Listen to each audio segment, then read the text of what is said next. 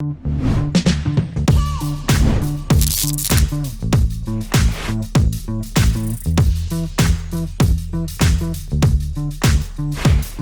guys, how's it going? My name is J Statik and this is the Static Sessions. So today we're going to be doing a breakdown on G Sidhu's Punjabi Munde. This is a beat, actually this is a vocal that I was sent from G Sidhu and he wanted to make it a little bit more old school hip hop. So I was like, why not try giving it a try? I haven't done this. This is like one of the first times I tried to make like an old school hip hop type of beat. We'll jump right into it, give you guys an idea of what it took to actually make this. I keep saying everything's really easy, but I'm telling you it is not simple. Do not overthink these type of things.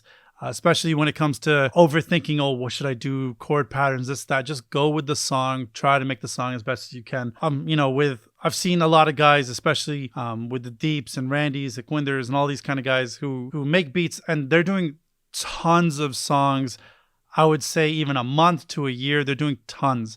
So for them, even when you're working with the same rag or same artist or same something, you get driven into this whole idea of how do I make it sound different, which is important. Don't get me wrong, definitely try to think of that stuff. But again, do not drive yourself away from making the song the best you can. Focus on the song. Don't focus on you just trying to be different. Try to focus on making the song the best that it can be. And everyone's got a different opinion on that. So an artist might be like, oh, but this song, even though same rag, same key, I need to sound a little bit different like this. You might be thinking the same thing, but try to make the song the best song you can. That's number one. Don't focus on trying to make it different. What we'll do is we'll go into, simple chord patterns. That's where we started from. That's where I started from, at least when I was making this song. I wanted to make sure that I made it sound as good as I could. So what I did was I used a lot of, even though it says heat up workstation, I didn't. I used this Electric 88 Wave simple plugin. So I made these chords.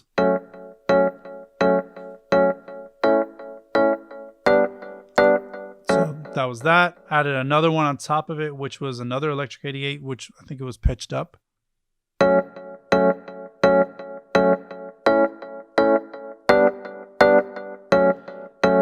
I also had Nexus 3 on the off beat. I had another pattern.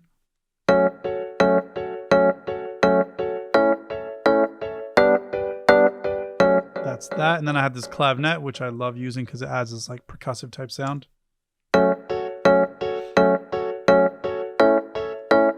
That's it for that. That was pretty simple. Had these bass guitar sounds from Contact. So I used this Scarby MM bass. Added that in it. It sounded like this.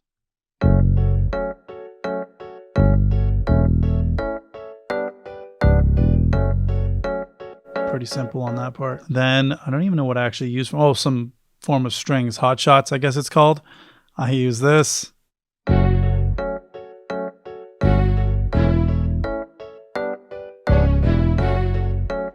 That's that. And then I also used this Statik. I guess it's some sort of percussive type of sound of brass. It's got that high end to it. I think that sound made it. That sound made the entire sound to the beat. Over here I also had these other type of mid-range bass lines. So you'll hear it in the background. So it goes...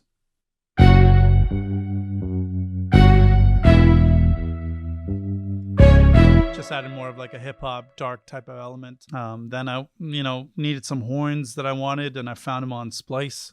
Just chopped them up and made them work for me.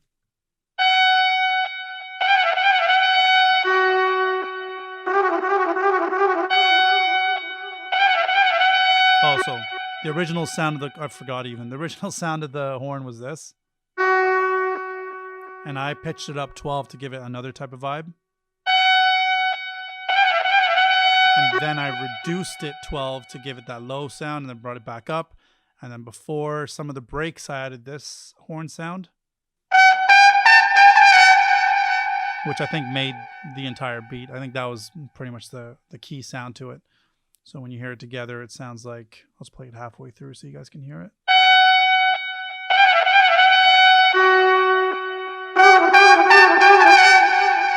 That's it for that.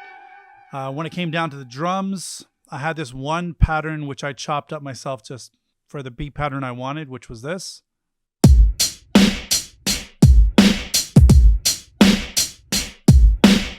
So that was that. Sounded cool, but obviously it needed more thump to it, whether it was the kick, bringing that out to the snares and all that stuff. So I started adding my own stuff to it. So I added a kick. Now the kick has more thump plus some snares.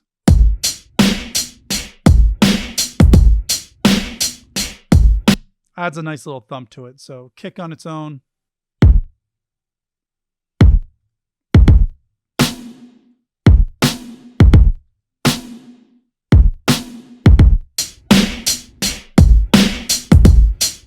It just brings that loop to life now. So now after that, the hi-hats were good, but they were getting drowned out in the background. So I added another layer of hi-hats, which was this.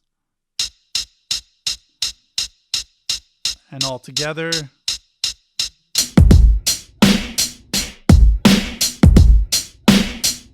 And I'm just noticing now that I also had another layer of hi-hats that I added in there. Yeah.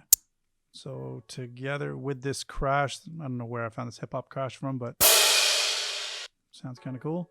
All together sounds like this.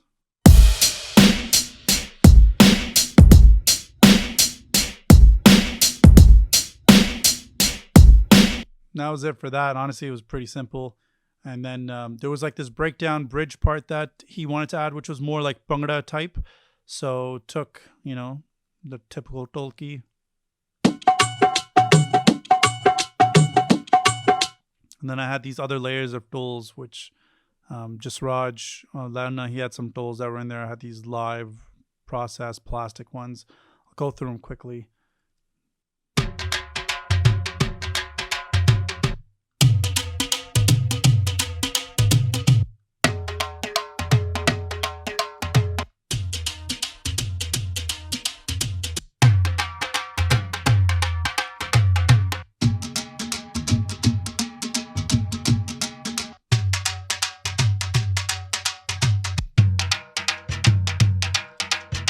Those are the loops, and then you put them all together. I throw some JJP drums, switch it over to kick out, and then I throw some limiting on it with a Renaissance axe, and it sounds like this.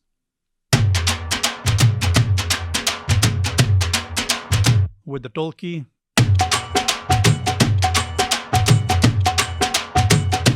Now with the drums, you'll hear a nice little big difference.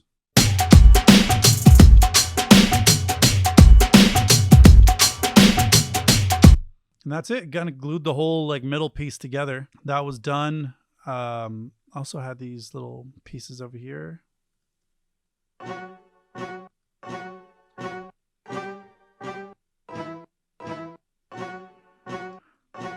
I think it just added something to the chorus. I can't even remember. Yeah.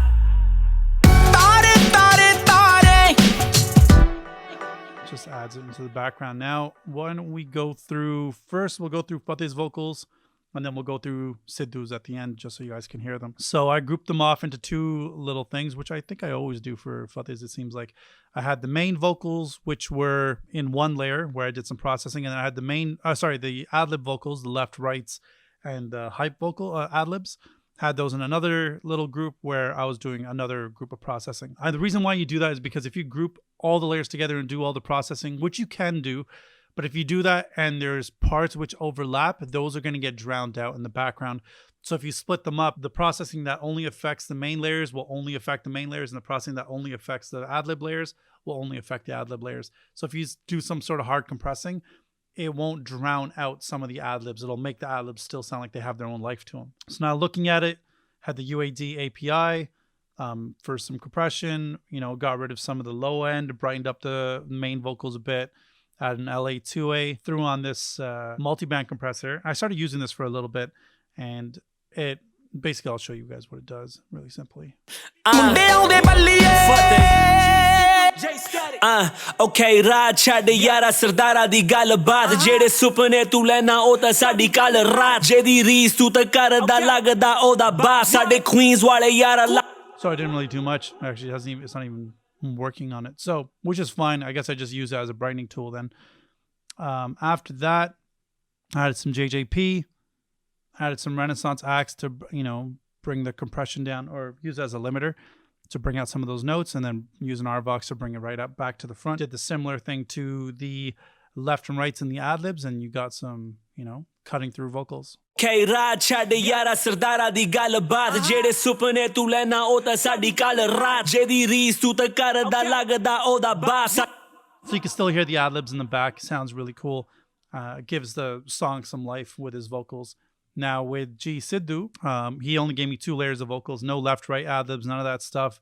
Just a simple, raw hip-hop vocal. For him, I actually started this whole beat off a little bit, or started the vocal off a little bit differently. We recorded the vocal here. So when I recorded the vocal, while I was recording, I had some Renaissance acts on it and some EQ and auto-tune, and I actually liked the way it sounded because he brought his own energy to this whole entire song. So I left that part on and I added to it. So in this case, I changed it up my order a little bit. I did the JJP vocals first, brought life to the song, and then I controlled everything afterwards. So after that, added some Pro Q2 from FabFilter, some Precision multiband, which I think I did actually use. So he had a lot of ear-piercing stuff in that 1 to 5K range. So using that Precision multiband, it controlled a lot of it. Then after that, reduce some lows again, use a little bit of brightness on this thing. The multiband is what I heavily used on this.